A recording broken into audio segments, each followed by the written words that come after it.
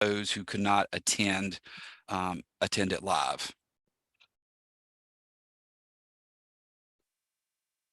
All right, we're recording, so you can go ahead and start there, Brad. All right, so welcome everybody to orientation for our new doctoral students in the Department of Teacher Ed and Higher Ed, or TEHE, as we are often known, a little laugh, if you will.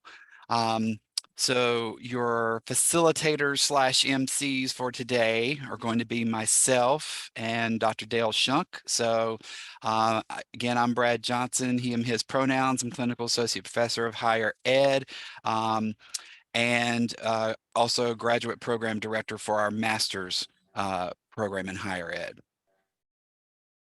Dale? Hi, everyone. I'm Dale Shunk. I'm the Doctoral Program Director for Teacher Education, and also temporarily serving for higher education. Welcome, everyone. We're very glad to see you today. And so let's get started by learning who our new students are. So if the new students could, please share your name, pronouns, which program you are studying under, a little bit about your educational background, history, maybe any previous professional experience, and then something unusual or strange about you. Because who doesn't love a strange fact?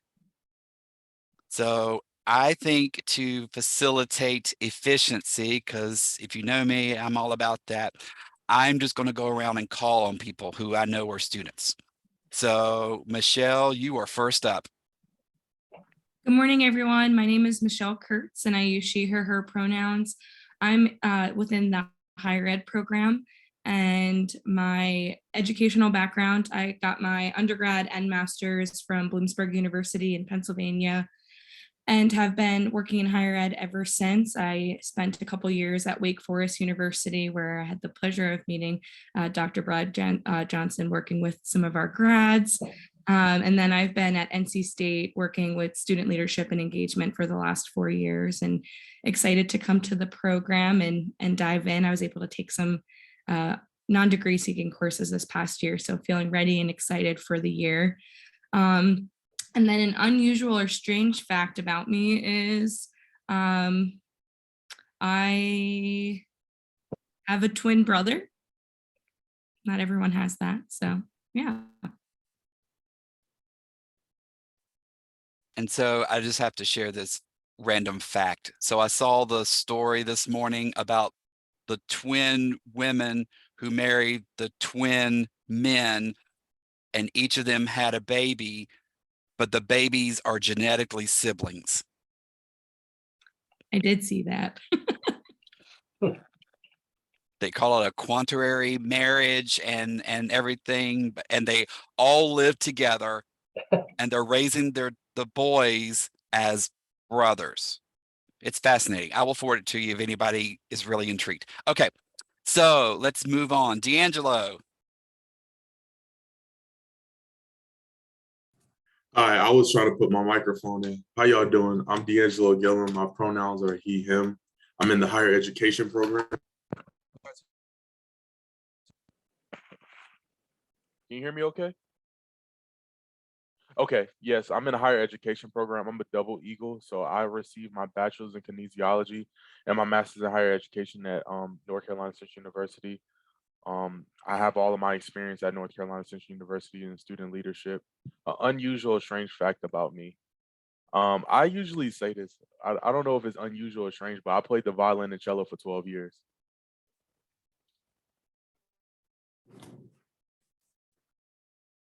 I don't know if it's strange, but it's definitely hard. So kudos to you for that. Thank you. And welcome to Michelle and D'Angelo. Let me look. Joshua?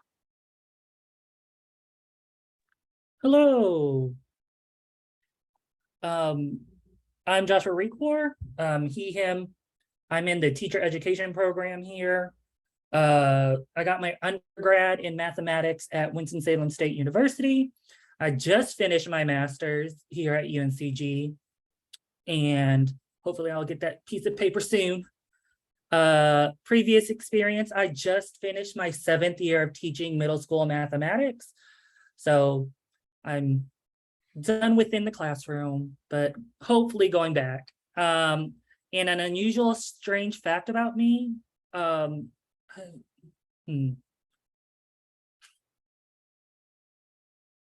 do not know anything unusual and strange considering it's just me. I'm left-handed, I guess. I don't think that's strange. So, yep, that's me. I'll own that left-handed can be strange in a right-handed world. So again, welcome, Joshua. You go by Joshua or Josh? It really doesn't matter, whatever your heart's content. Okay, I respond to both. I will call you Josh then. And let's see, last but not least, Travis. All right. Good morning. Good morning, everyone. I do apologize for the camera being off. We are in the midst of moving over here at HRL. So it's a lot of moving pieces. But my name is Travis Bell. I use he, his, him pronouns. I am in the higher ed program, educational background. I attended the Florida International University for my undergrad, where I got a degree in communication. For my master's degree, I attended the University of Central Arkansas. Previous professional experience, just started my 2nd year here in HRL. I am currently working in Gorgon Residential College. And unusual, strange fact about myself. So I do not like roller coasters. But I have jumped out of a plane before. So like I like heights, but not like roller coaster type heights. So yeah. So I'm the opposite. I don't mind roller coasters, but I don't like ladders. So I have yet to figure that out completely. So welcome to all of our new students. Let me get my thing going. So we're going to shift into getting to know a little bit more about TEHE, the department, and the School of Ed community. So if the faculty can go around and do some quick introductions so we all know who is here and what areas you all are in. And I'm going to facilitate this once again. And Delma, you are first up on my screen. Hi, everybody. Good morning. So excited to have all of you here. My name is Delma Ramos, and I think I've met most of the students here already. I am a faculty member in higher ed. This is my 5th year at UNCG. Really enjoying it. My work primarily revolves around studying the experiences of populations historically minoritized in higher education, primarily first generation, low income, and racially and ethnically minoritized groups.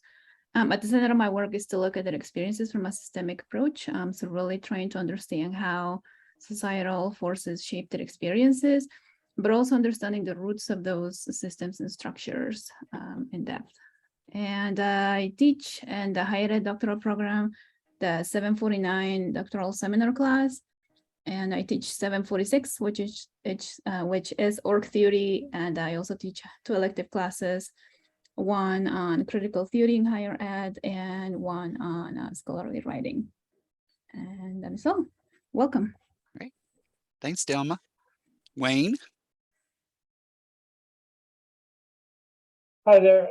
My name is Wayne Journell. I'm the associate chair for the department. So what that means is basically I do whatever our chair, Dr. Carrie Richardson, tells me to do. And she wishes she could be here, but she's in another meeting. But when I'm not doing associate chair stuff, I'm a professor of social studies education. So I work on the TED side of things. So mainly what I teach are methods classes for middle and secondary social studies teachers. Great. Thanks, Wayne. Bev. Come on down. Yep, Dale. Yeah, can you hear me? Yeah. My name is Dale Shank. I'm a professor in the teacher education area. And my areas that I have specialty in both in research and that I teach are learning, motivation, and self-regulation. This semester, I'm doing a seminar in motivation as well as an undergraduate course in psychological foundations of education. And in the spring, I teach a doctoral seminar on learning and cognition. Great. Thanks, Dale. Bev, come on down. Hello, I'm Beth Fairclough. I'm in the TED half of our department, and I'm an educational psychologist. And so I do a lot of the same things that Dale does in terms of specializing in teaching in cognition and motivation. One of these days, I'll talk him into letting me teach one of those courses to the doc students. But I teach a lot of educational psychology. My research is focused on student belonging, but my lens is very far afield from the traditional models of student belonging that have to do with, I have friends at school and my teachers like me and that kind of thing. I focus on, because students have said this matters, culture, identity, and voice. And the primary lens, the umbrella that kind of holds that together, is the notion of rightful presence. And so that I've worked primarily with marginalized youth, with kids in school suspension, with homeless youth, with immigrant and refugee youth, but anyway, just trying to hear their voice and get that voice out there in terms of what they need so they can demand their own rightful presence in their, and how teachers can help them do that in their school settings. Great. Thanks, Bev. Vicki? Hi, everybody. I'm Vicki Jacobs. My pronouns are she, her, and I'm on the teacher ed side as well. I am a math educator, so I am interested in how young children think about mathematics, and I collaborate with teachers to explore that kind of magical world and how we can leverage that to help them enjoy mathematics, learn mathematics, and really see themselves as mathematicians. In terms of the broader program, besides math education courses and science education courses, we sometimes combine the two. I sometimes teach the qualitative methods, research methods course. Happy to be here and nice to see all of you. I could have used you, Vicki, when I was younger because I did not like math classes. They always scared me. Just didn't have the right teacher. That's very true. That's very true. Let's go, Jesse. Hello, everyone. Jesse Ford, Assistant Professor of Higher Education. So I'm on the HED side of the house. My research looks primarily at the experiences of undergraduate Black men and how they make meaning of leadership and academic advising. And then on the other side, the historical and social cultural experiences of graduate students and their pathways to the professoriate. Classes that you will see me in: advanced student development theory for higher ed.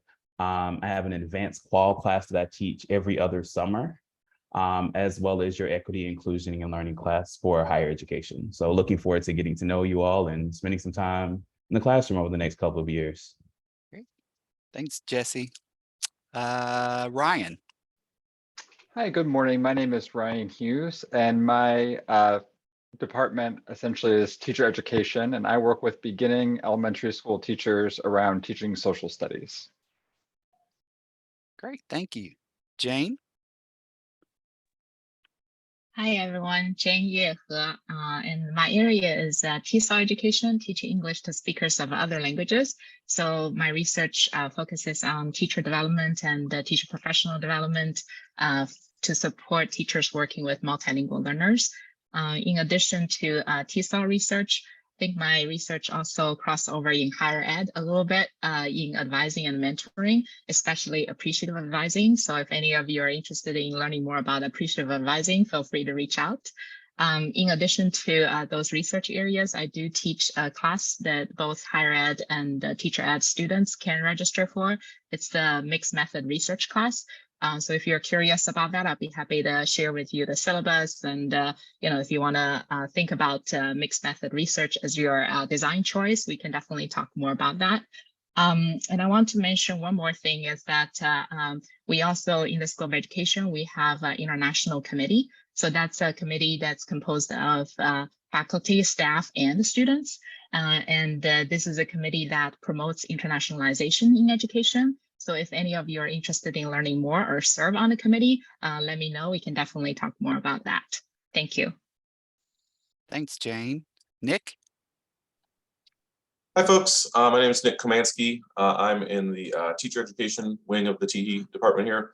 And I work mostly with middle grades teachers and now taking on some middle grades math teachers and secondary mathematics teachers. I'm working with high school folks as well. My research predominantly focuses on ways we can support improvements in mathematics instruction at scale. And within that, I focus a lot on coaching as a mechanism for supporting teachers and improving their instruction across schools or across the district. I've taught a little bit with the PhD program, but I'm hoping to do more of that. And Vicki and I are even doing a class together with some math and science folks. So hopefully I'll see y'all in the future as we build out what that looks like. And I'm always happy to talk teaching or talk research as well. Great, thanks, Nick. And again, I'm Brad Johnson, he, him, his pronouns.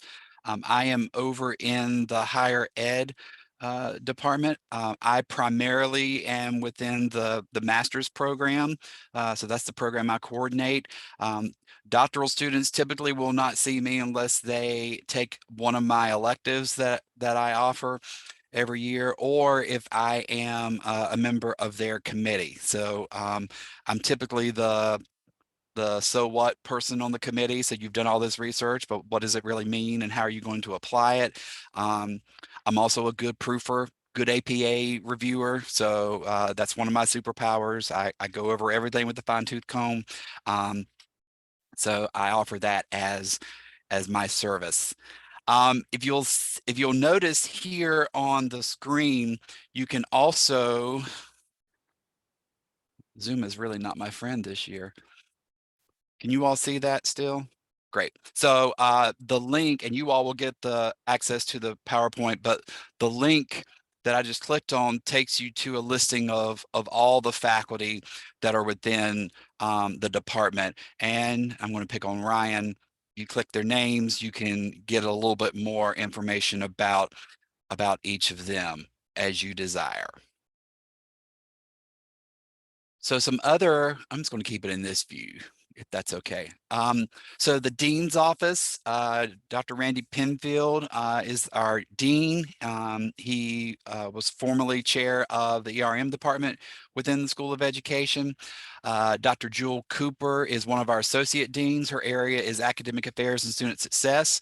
Dr. Cooper is affiliated with the teacher ed, higher ed department, more specifically the teacher ed. So she was a professor in our department for many years before being promoted to associate dean. And then Dr. Bob Henson, Associate Dean of Research, is our other Associate Dean within the school. And he also, like Dr. Penfield, came out of ERM. Within our department, again, as we've alluded to, Dr. Carrie Richardson is the associate professor within mathematics, and she serves as our department chair. Wayne has introduced himself in terms of associate chair and professor. And then our new office manager, who just joined us mid-July. So he is learning a lot about UNCG and the processes, along with, I would say, Carrie and Wayne and myself over the last few weeks and months. Chris Allman is our new office manager. And then program director wise, as Dale mentioned earlier, Dale is serving as kind of the graduate program director for doctoral students for both the teacher ed and higher ed programs. And Dale's getting support from the higher ed faculty as we shift into we lost our graduate program director. We lost one of our faculty members. So we're working closely with Dale to kind of make that process and that transition as smooth as possible. Some resources that we wanted to share with you, in addition to the resource resources link that's at the bottom of the agenda for today's meeting. There's also this link, and this is a Google site that has been specially built to support our graduate students.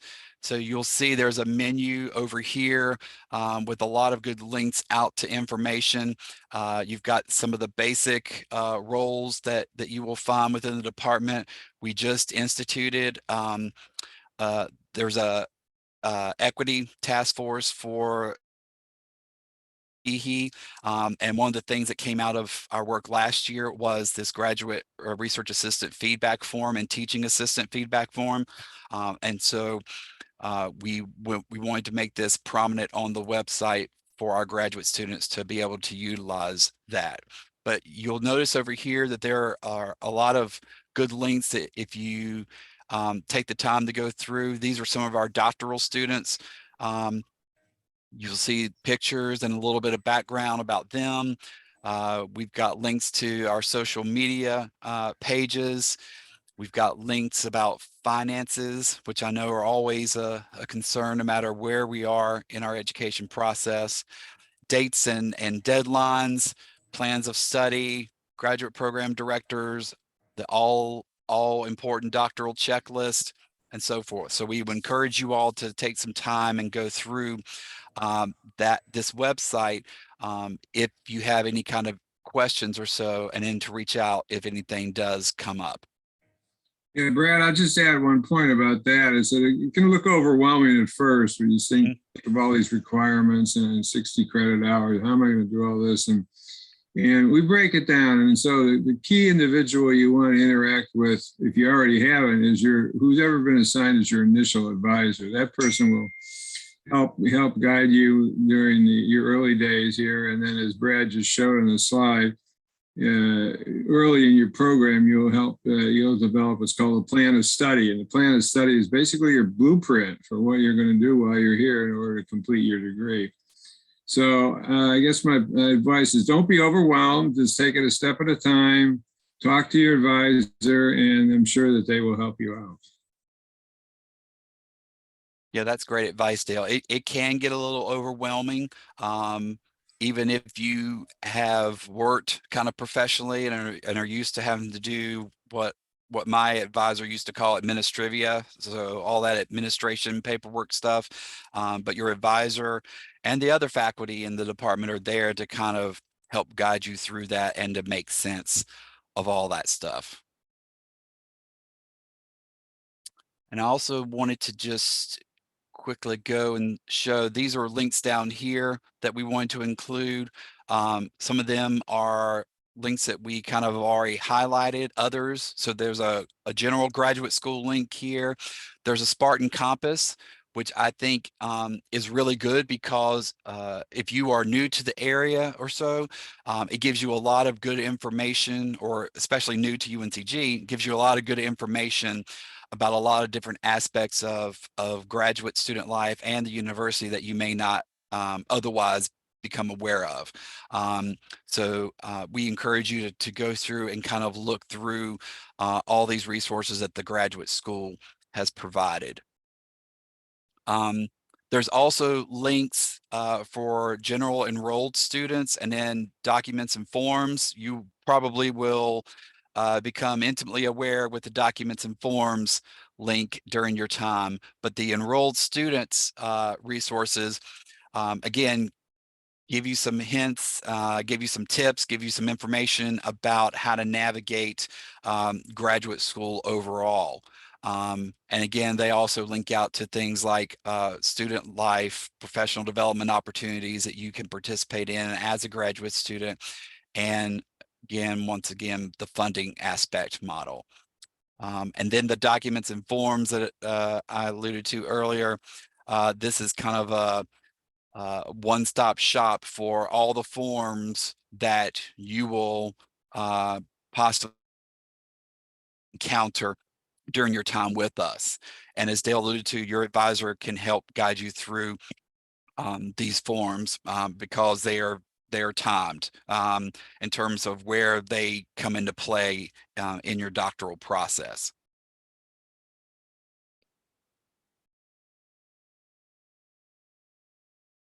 And so we were trying to have a kind of a current doctoral student panel. Unfortunately, this is a busy time of the year, so we were not able to to pull that together. But I did want to, Dale and I did want to offer a short time. So let's initially take about 10 minutes or so to break out into rooms with the respective TED faculty and HED faculty, so that you all as students can ask any kind of specific initial questions you may have of those groups. And then after about 10 minutes, we'll come back together, answer any questions that may have come up in those discussions, and then we will wrap it up. So I was thinking, Wayne, can you do breakout rooms?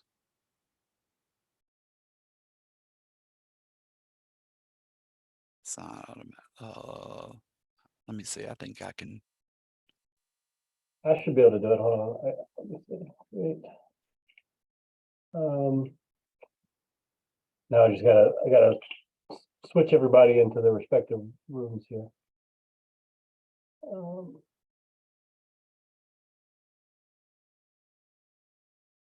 All right, so room 1 is going to be the HED room.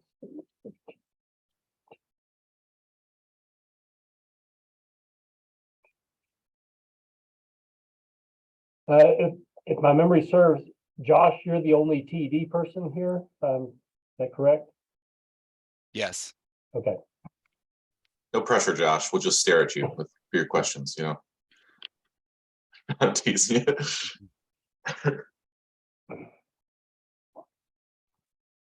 Brad, is someone new here? Oh, yes. So while we're getting the breakout room set up, Renisha, welcome. Can you do kind of a quick introduction, kind of name, pronouns? You're in the higher ed program, so I'll save you that one. Kind of a brief brief education, brief educational kind of background, any kind of professional experience. Here, let me put this back up. That's a lot to remember. So can you just do this for us before we do our breakouts? Sure. My name is Renisha Howard Jones. My pronouns are she, her, hers. I am in the higher ed program, as you mentioned. I did my undergraduate and master's work at UNC Chapel Hill. Let's see, previous experience. I have worked at A&T as an academic advisor and lecturer for, it'll be 7 years in September. However, I've worked in other educational spaces too, but that's where I've been the longest. Something strange. I don't know if it's strange, but I'm a twin. I have a twin brother. We're about 11 minutes apart, and I guess that's unusual for people. That's it. Yes, in a nutshell. Thank you, Renisha, and you and Michelle. I know that was my strange one. We are 14 minutes apart though. Pretty cool. All right. So I'm gonna click on that. I think this will work when I click the button. So we'll see you all back in 10 minutes or so.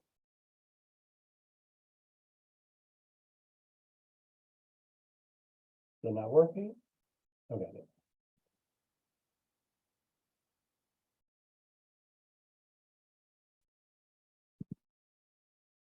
All right, I think that worked. So Josh, no pressure. You're the only person here. But, yeah, don't feel overwhelmed or anything. But if you have any burning questions, you got a group of faculty to answer them. So. I Josh, don't. I was going to say, is your coaching with the School of Ed? Like, you've worked for us some, right? No, yeah. I just thought you were part of the, we've had different grants where we did coaching, and I just remember you, and so I thought maybe that's where I met you. I will mute myself and not ask any other interrupt questions. You probably had him in class, maybe, Bev, because I think Josh got his MED here, so he was. You may know him from some of that work, and he's been interested in it for a while and stuff. I don't mean to speak for Josh, but yeah.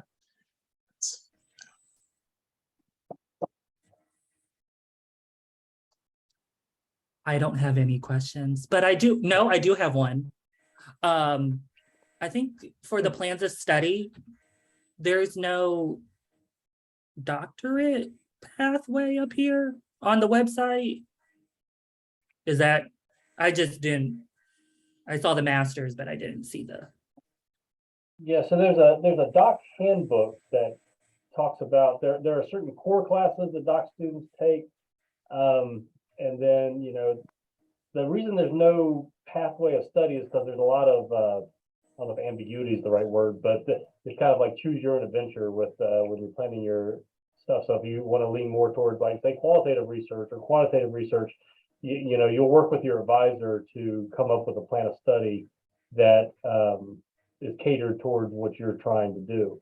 So that's why you don't see like a doctoral student, you know, plan of study on the website. But we do have a doctoral handbook, and I think did Brett show you that on the screen? I think there's a link to it maybe, but we can find that for you. Yeah, and there's different categories you have to fill in the plan of study. For example, we have the core requirements, the research requirements, and the concentration requirement, and then dissertation. And so you really work with your advisor on that one to go through and say, okay, what would slot into different places here? And it's one thing about the plan of study, you can change it at any time. It's not a big deal to change it. I know I've been in institutions where trying to change a plan of study took basically an act of Congress to get done because it was so complicated. That's not the case here. You file it, you want to change it, you refile it. You want to change it, you refile it. Okay, so don't look about that as this is set in stone and I'm stuck with this for the rest of my time here. You're not. But the graduate school does say that you're supposed to complete the plan of study within your first 18 hours at UNCG. Now, most of our students do that. We have some who don't quite make it in 18 hours. They may take a few more before they finally file it. But that is a goal, to try to do it. And some of those requirements are set, like the core requirements and some of the research requirements, and of course the dissertation requirement. The area that's pretty wide open is what's called the concentration area. And that's where you really work with your advisor to try to determine what courses could you take here that are relevant to your interests, your area that you want to try to focus on. So again, I would strongly urge you to work with your advisor closely on that one. And don't be concerned that it has to be right the first time, because most of our students, in fact, end up changing it at some point.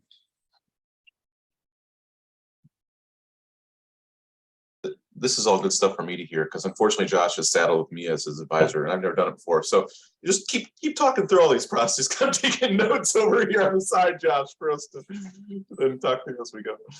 That's good to know. Am I correct that we have not shown them the link to the doc handbook? Or do I have that too? Wrong too. I just say that in terms of, we probably want to do that before we leave today. Just provide them that link too, and put that on the typical agenda for these meetings. Good idea. That handbook could use a little updating, is my understanding. I know like we're now having them take the doctoral level course rather than the 600 level course in the stats and things like that. So so again, I'll echo what everybody's saying, is check with your advisor before you register for courses and things like that.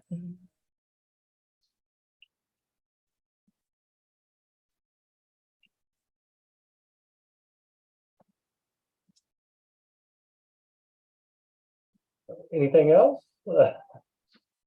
Oh. Yeah, anything else? That's what you're asking, Wayne. Yeah.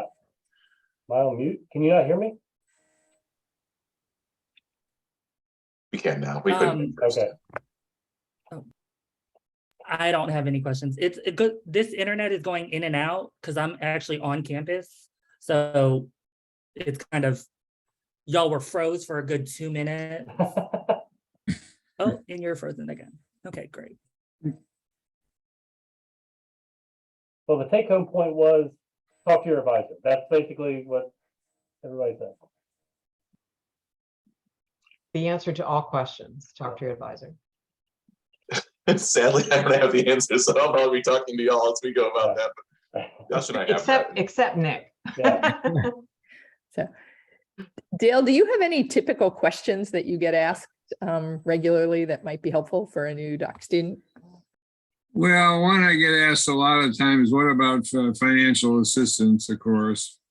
And my suggestion for that is this is something you talk to your advisor about, and you work with your advisor, because advisors submit their requests for TAs and RAs directly to the department chair. I have no role in that. So there's certain course restrictions on that. If you're going to serve as an assistant in assistantship, then you have to take a certain number of hours and of course be available to do the work and the like. So if this is something you're interested in, you definitely want to talk to your advisor about it as soon as possible. And including not only for the fall semester, but for the future too, because the department chair has to plan out in advance. And it really needs to know the requirements and the needs for various people in the department.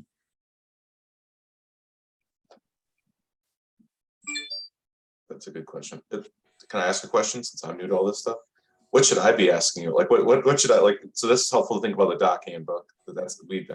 Josh, you probably have frozen, but I've added that to my list of things we need to talk about next time we meet. So we'll look through that stuff.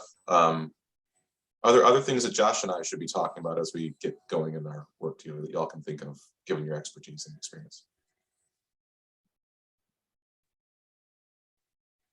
Well, again, I would urge you to establish a relationship with your initial advisor and determine some sense about how often you can meet with your advisor as you need to. Can you contact your advisor? Can you set up a meeting, either a Zoom meeting or a face-to-face, whatever it might be?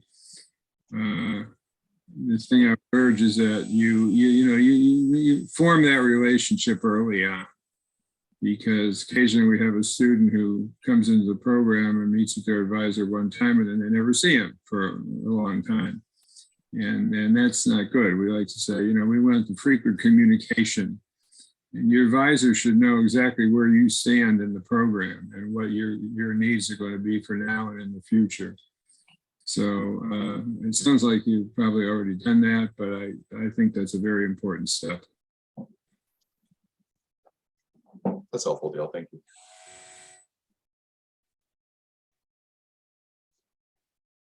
One other thing I will mention is that a lot of times people worry at the beginning that I don't have a dissertation topic. You're not supposed to have a dissertation topic right now. Your job is to explore and understand the field, and the dissertation topic will come and probably change 10 different times.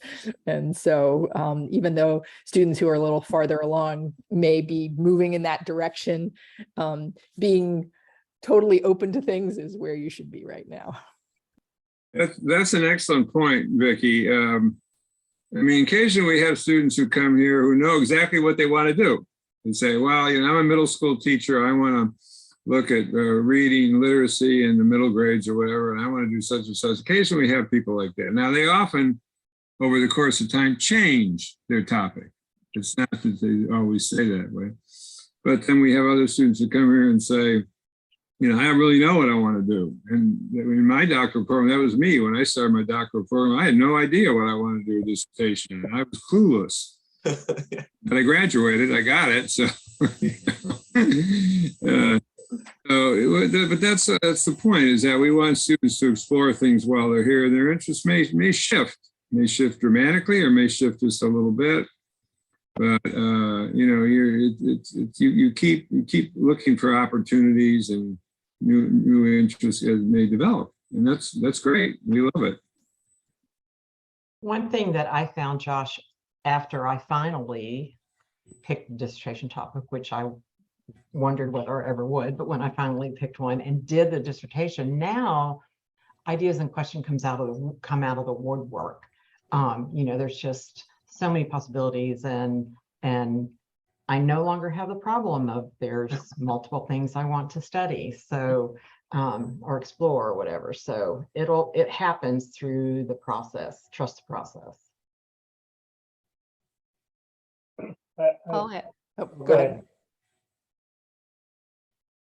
I was just saying, I think I sent a message saying 1 minute, but Josh had his hand up and he's the person asking questions. So Josh, go ahead. Yeah, I guess the titles, because you guys refer to yourselves with the first name. I don't have a doctorate yet, so do I still doctor last name? Because I want to honor that you have a doctorate. I just don't know. Well, in my case, I prefer to be called Dale rather than Shunk for reasons that ought to be obvious. But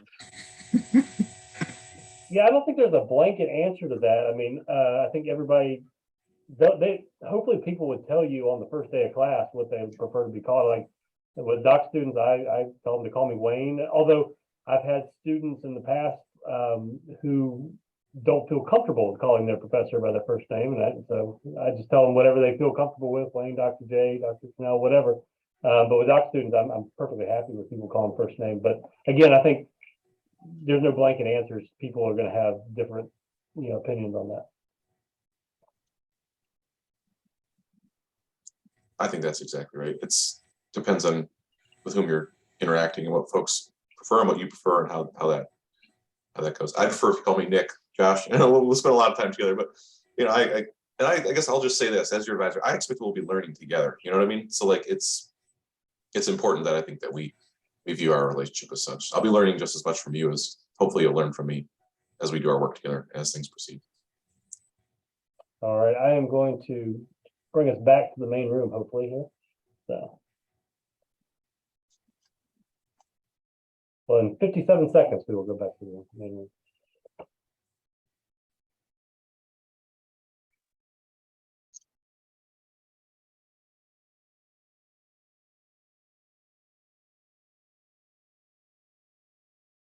All right, so didn't make it back. It does.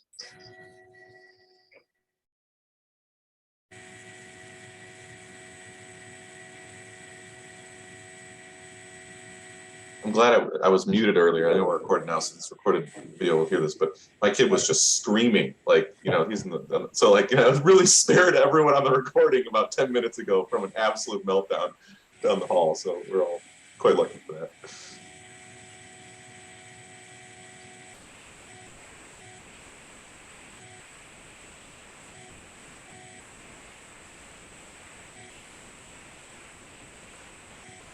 All right. Hello, everybody. The higher ed people were chatty, so we apologize. Any last minute questions or so that may have come up in your breakout sessions or so that we can answer as a group or collective? One thing that came up in ours, Brad, is that do you have a link to the doc student handbook? Was that on one of the pages that you showed? Yes. It is.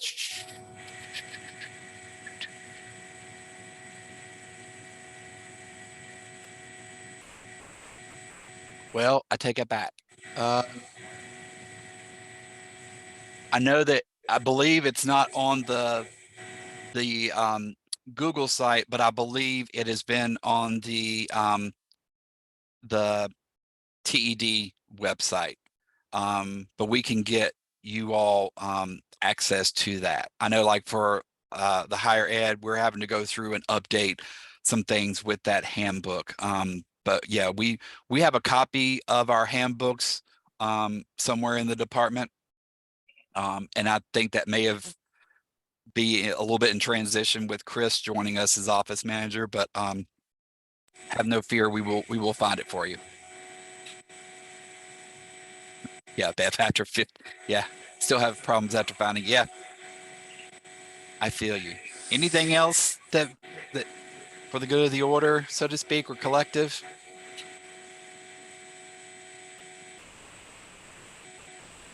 Again, we are happy that you all have joined us. We look forward to working with you all over the next couple of years. And as we shared earlier, if any questions or concerns come up, please do not hesitate to reach out to us and we will be glad to help. So I hope you all have a good rest of the day and rest of the week. And we will see you all in classes next week. Okay. Welcome, everyone. Thank you. Bye-bye. Bye, everyone. Bye.